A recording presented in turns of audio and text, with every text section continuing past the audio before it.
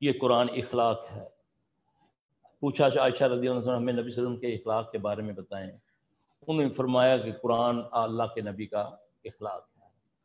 بڑوں سے ادب، چھوٹوں سے شفقت، اپنا جو جتنا سیکھتے جا رہے ہو اتنا جھکتے جاؤ، اس درخت کی مانند ہو جاؤ کہ جو پھل لگتا ہے اور جھکتا جاتا ہے.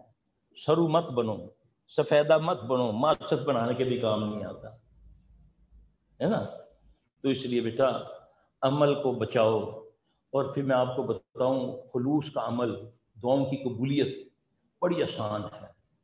آپ نے وہ غار والا قصہ سنا ہوا ہے؟ وہ قصہ نہیں ہے، وہ حدیث ہے، اللہ کے نبی نے بتائی حدیث قدسی ہے. ہم نے تو اس کو قصہ لکھا نا، وہ اللہ کے نبی سے یہ ثابت ہے.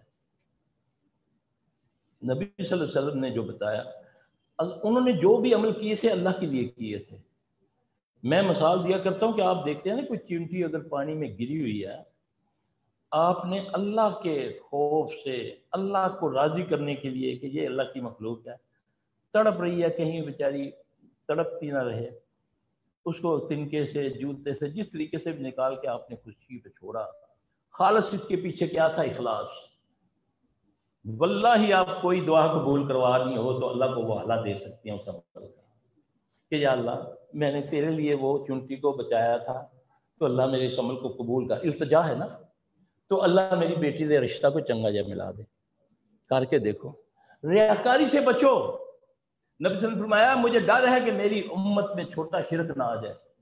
صحابہ نے پوچھا یا رسول اللہ صلی اللہ علیہ وسلم چھوٹے شرک سے مراد کیا ہے؟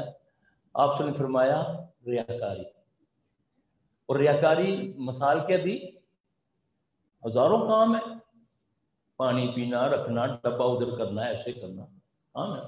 آپ نے فرمایا ریاکاری یہ ہے کہ ایک آدمی کسی کو دکھانے کے لیے خشوع و خضوع کا مظاہرہ کرتا ہے، نماز بنا سنوار کے پڑھتا ہے کہ دوسرا سمجھے یار بڑا ہی زبردست نماز ہے نا، دل میں اس کے ہے نا، تو یہ شرک ہے.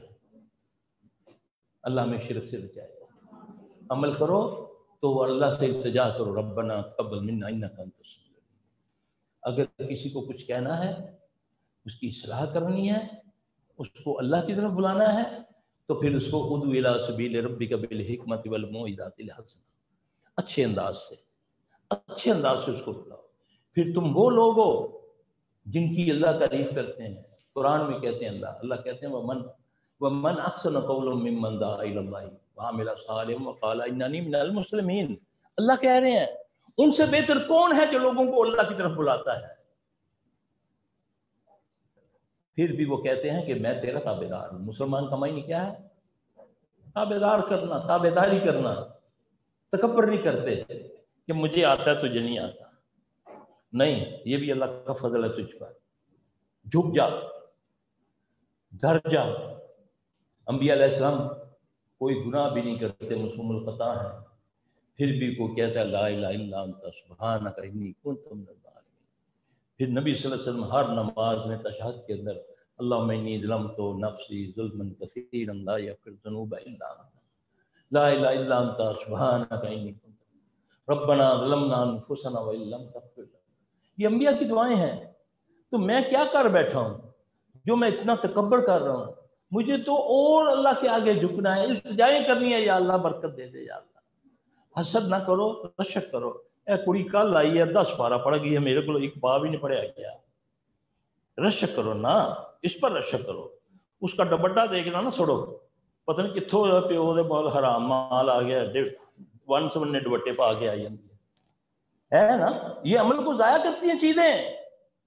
تجھے لینا ہے اس سے بہتر دوپٹہ، اس سے بہتر گاڑی لینی ہے نا، دیکھ کے کیا نا ماشاء اللہ لا قوت الا باللہ. دیکھو تجھے اللہ اس سے بہتر دیتا کہ نہیں دیتا. یقین تو کرو نا پہلے نبی صلی اللہ علیہ وسلم کی بات پر.